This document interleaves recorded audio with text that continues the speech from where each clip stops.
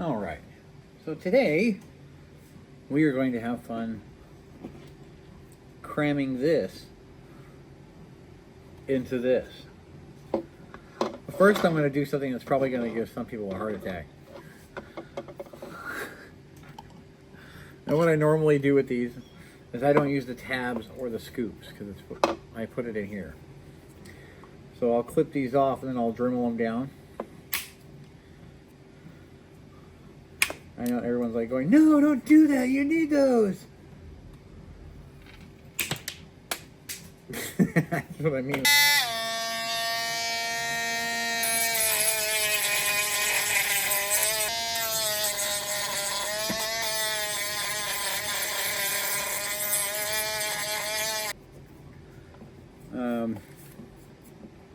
I usually put these in place. The plastic's not that expensive to replace.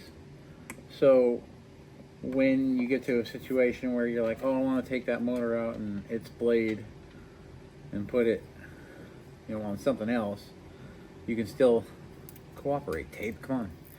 You can still do that. You're not gonna. You can always order these cases, or even 3D print it. Gosh, it took like 5 minutes to get that off there.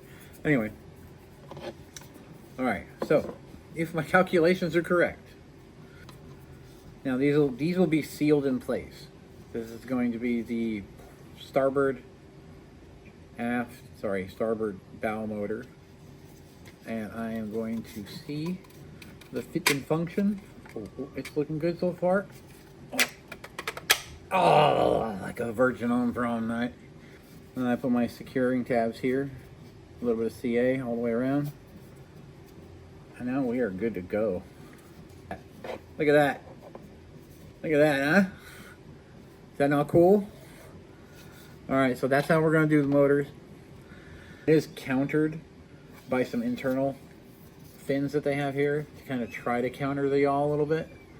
But it's primarily going to be the opposing motor, which I have, and it's also spinning the opposite direction, so I'll go into the other side. Just like any drone, just with big ass EDF motors to play. This is what finally saved me right here.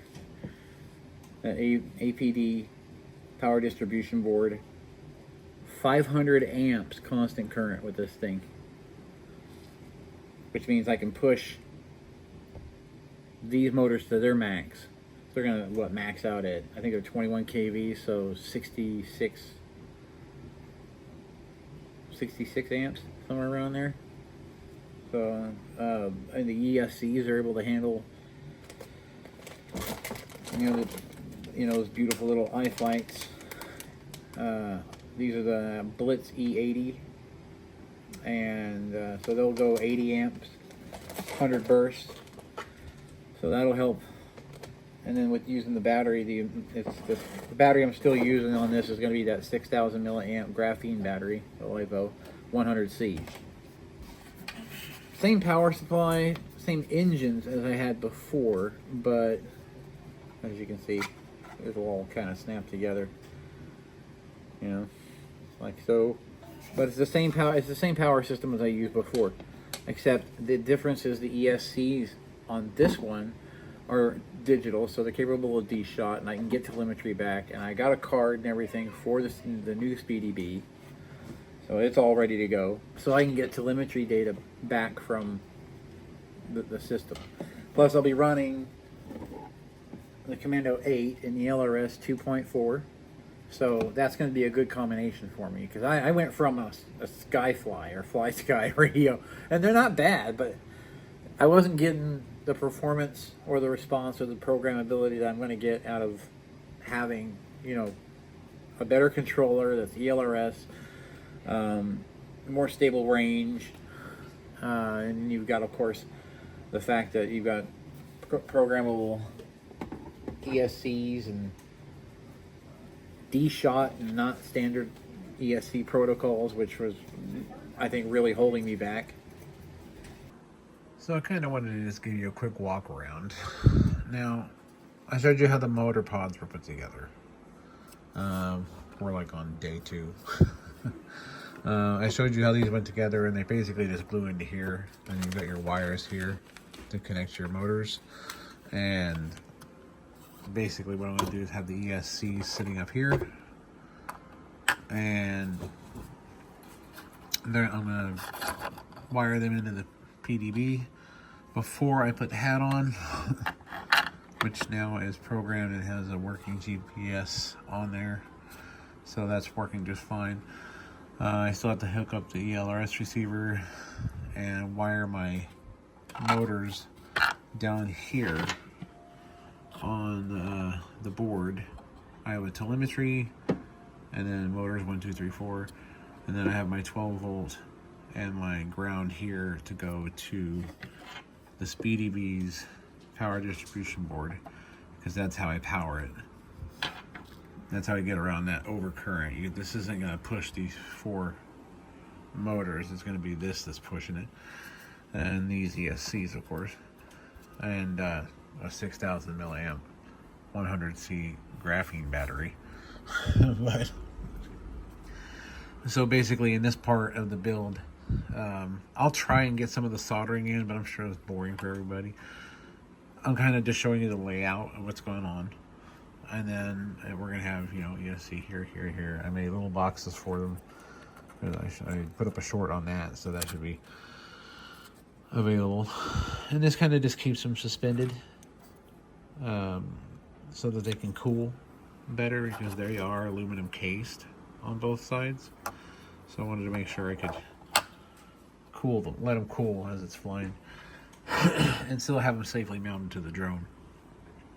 So other than that, I'm just going to run the wires kind of just up to there, and with a little bit of extra, you know, plugs that I have with the 3mm plugs already on them. So after that's all finished, and all the and of course we have the telemetry and the signal and everything. Telemetry, get over here. We've got the telemetry wire, and we've got the signal wire for this. I like it. It's convenient because I don't have to solder it. It has a plug right here, so you can kind of see if I can zoom in. If I can try and zoom in. Okay, it's better. That plug right there goes right into the bottom of the ESC, so I don't have to solder this here, because I'm still practicing soldering, as you can tell by the power distribution board. But those pins are close. I have enough trouble doing these and putting in the headers on the SpeedyBee and stuff like that, so I don't want to do any more soldering than I have to. But basically, this is just held on by some screws, so I can take this off and put headers in there if I want to, header pins. But I'm not going to go that route. I've got a solid core wire that I'm going to use to just kind of go straight in, so it's just really lightweight, not a lot of plastic connectors and things like that. And then we'll go from there with hooking up the ELRS receiver. I'll try and do some video on basically assembling all of this after this section. So stay with me, and we're going to keep going.